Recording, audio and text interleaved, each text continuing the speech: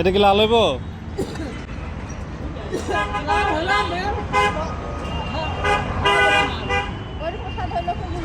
সাদা হইলে আপনার নাকি, আর লাল হইলে আমার?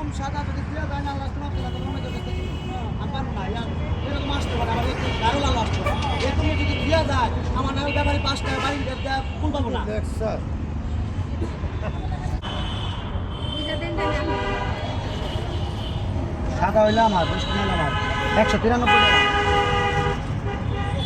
70 টাকা কেজি। হ্যাঁ, বুঝছো কিন্তু সাদা হইলে আমার বোঝা মেলা কি দেখছো বেশি প্রত্যেকটা কালা হয়েছে গা বাদ থেকে। এটা তো ওই রকমের লাল বলতে লাল না, তাহলে খোলো।